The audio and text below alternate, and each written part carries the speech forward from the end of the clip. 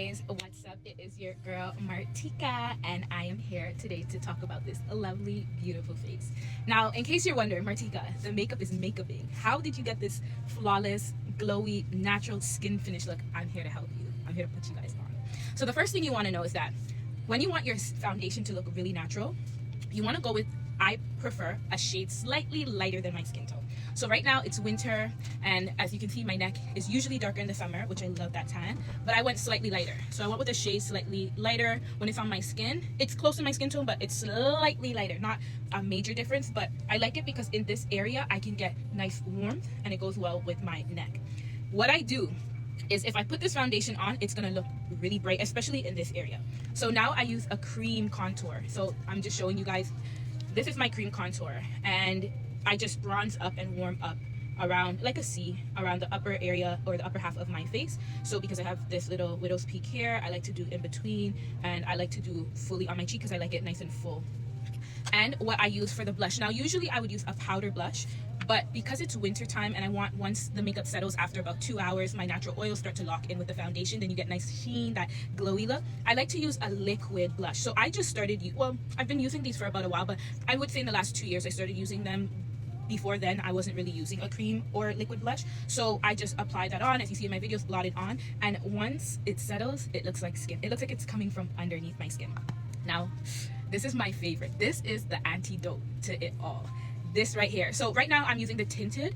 I like this formula. It has like, I like that nice oil serum finish. This one has a nice like oil finish in my opinion, and so I think when it mixes in with the foundation, it looks like nice and glossy, like glass skin, as opposed to, I got this Milk primer. This is a primer. I usually use their Hydro primer, which is a gel primer, but this one has that shimmer to it. Now, to be honest with you, it has a matte finish, so it doesn't have that oil serum like feeling once it dries on the skin. It's great for people with oily skin. It's great for people in the summertime when they sweat a lot. It's mattifying, but they still get that glow underneath the skin. But I personally love an oil based finish. So when I mix this in with my foundation, this is what makes the foundation look like natural skin. Now, this foundation that I've been trying from L'Oreal, this Infallible, it naturally has a glow, so I believe it gives that skin-like finish, but just adding some of this just bumps it up a bit. And this color that I use for my skin is in the shade Hue Glow. Usually they tend to have a champagne, a rose gold, and a bronze, and a golden, like a natural gold shade. Those are usually the ranges for, like the 4 ranges for all skin types, for majority skin types. So for this, I use something that's more on the golden bronzy side, so it kind of looks like that. You can see it, and I mix that in. I can also put it on the high points of my cheekbone, so like if I take a little bit, I'm not going to use too much, just dab it on and then kind of just blend it in. And I like it because it just blends really natural, and then once it settles into the skin, it looks like skin. My advice for people starting out with makeup is do not overwhelm yourself, because it is a lot of steps to follow, but if you start with the basic steps, you'll get it over time. Start off with a foundation. Now, this is the thing. If you're starting for the first time, start off with a foundation that is closer to your skin tone, or 1 shade or 2 shades darker, because you can always brighten up in the center. But start off with something as close to your natural skin, and then you can go ahead and mix in this, liquid bronzer, and just work with that as a base for now. Once you get comfortable with something close to your skin and you want a little bit more dimension, more contour, then you can start doing your cream blush, which is about 2, 3, 4 shades darker. I would say about 2 shades darker than your natural skin tone, and depending on your face shape, you can do the hairline, you can do the cheeks, and you can do under the jaw if you want it to look more chiseled. And then you can, I would say, start off with a powder blush, so you can work with placement, because this is a little harder to control when you're blending. It does take time blending because it's so liquidy, it moves all over, so you want to be able to practice control and placement. Once you get that down, then you're going to be able to work.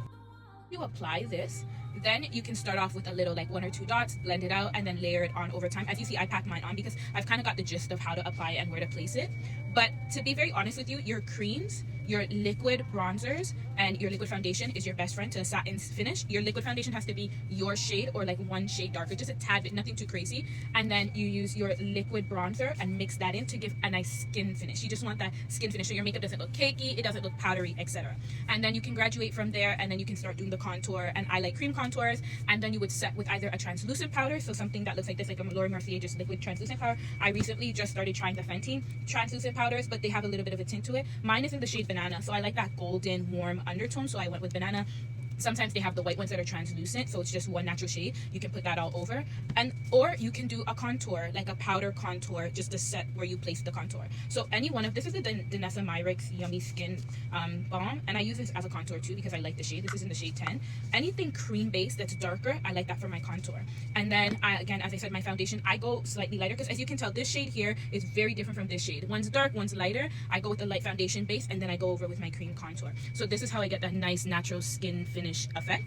And then this is your final step. If you want to brighten up under the eye, you do your concealer, and then you set with a nice mattifying satin finish powder.